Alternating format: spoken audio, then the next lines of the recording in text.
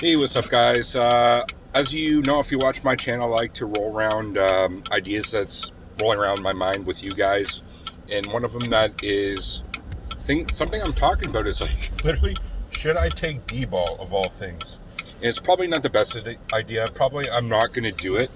But as far as effectiveness goes, as far as starting a cycle goes, it might be a good idea, and there's another few reasons which I'm going to get into, which might not be pertinent to everybody who does a cycle. Okay, so I'll get into those in a bit. So what D-ball does well, I'll address first, is puts on a lot of muscle mass, and you put on a bit of size. Granted, a lot of that size is temporary; it's just water weight, but water weight isn't necessarily a bad thing. I know a lot of people in the bodybuilding community talk shit about water weight because that's not ideal for aesthetics. Like if you want to be super trim and have your six pack showing, and you want to be super shrink wrapped, obviously D-ball is not a good choice. You want to be running something like Masteron, Winstrol, and Trenbolone, right? But that doesn't mean that you still can't.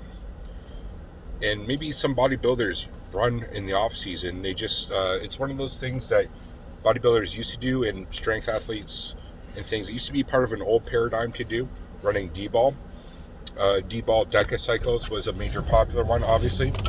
But there's different phases that happen in steroid use. Like we've seen in the last 20 years, like a huge increase in Trenbolone use. That was like mass Trenbolone cycles is the next big thing, right? That's the big thing. And then recently it's only run Primobolan. When back in the day, Primobolan, people would be like, what the hell are you running Primobolan for? That's for like chicks. Like, who the fuck runs that, right? So there's different cycles that happen. And Deca D-ball cycles were a big thing in the past, but D-ball is one of those things which has been around for a long time. It's like, I think since the 50s. And it works. Like, people who run D-ball, within a week or two, you're like fucking putting on a huge amount of size and strength and things. So it works, right? And I'm curious to try it for that only reason, because that is exactly what I want right now. I want strength and size. So why not D-ball as opposed to something that's going to take Anavar, because that's like the safer oral route to take. But Anavar has its problems as well, and it's not going to be. It's more of like a drier look. It's not going to put on necessarily size right away, which I'm looking for. Now I'll get into the concerns with D-ball, and that's the side effects. It converts to a very aggressive form of estrogen, which isn't ideal. But I do have Arimidex prescribed once, so it's like actually legit Arimidex, so I know that it's gonna work.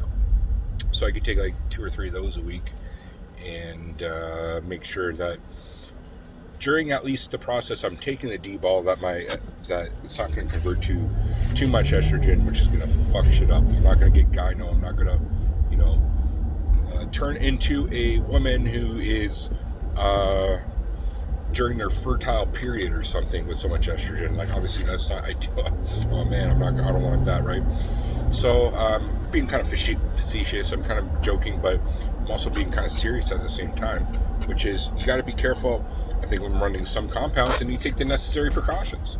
And one of the most necessary precautions is you just don't run it for too long. Like, if I bought some D-ball and I run it for 3 weeks as opposed to 6 weeks Anavar cycle, I'd probably get better results. And sure, there might be size, but the size might be manageable. I'm just rolling around the rationale in my mind. And like the outcome, the effectiveness is great, whilst managing the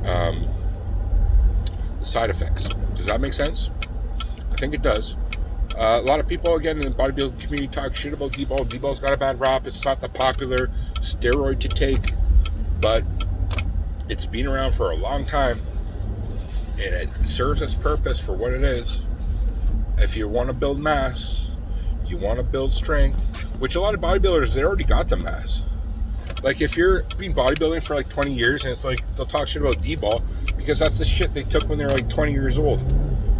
when they got all the masks, that made them look fucking jacked, right? They're talking shit about the thing that probably made them what they fucking were at the original time. They put out a huge bunch of masks when, I don't know, a lot of them were like high school football players and shit, and they took DBOL and then they blew up, and then their coach was like, dude, like, we're gonna put you on the main line or whatever. And I don't know, I'm not even gonna go there, but it's like DBOL blows you the fuck up, and if that's your goal, then maybe it's one of those things that you can take. The only other thing I think that you could possibly take is Anadrol, which might work, and I think that's preferred in some ways. But I believe Anadrol might have a bit more of a negative side effect profile than DBOL. It doesn't convert as much to the estradiol, but again, if you get that, my dog's going fucking nuts.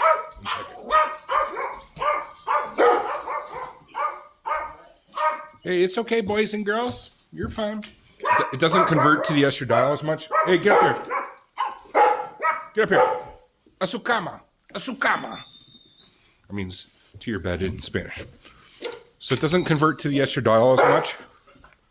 Anadrol, but actually I think DBOL is going to be a bit safer option.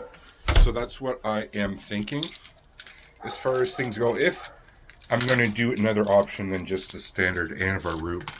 But to be honest, like if I run like 2 weeks of DBOL, I probably will get better strength gains than running 8 weeks of Anavar. I think so. I don't know. Maybe I'll try it out. I'm always down to try new things within reason.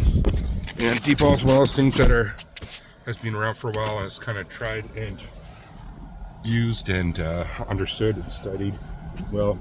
So the main thing, again, is keeping the estradiol down with Arimidex. So that's what I got. So totally able to do that. So what do you guys think? Leave in the comment section below. Should I take DBOL? Again, as I stated in the beginning of this video, I'm probably not going to do it, but I'm just rolling things around my mind that I think that are relevant and pertinent to bodybuilding communities. So let me know what you guys think in the comment section below. Peace.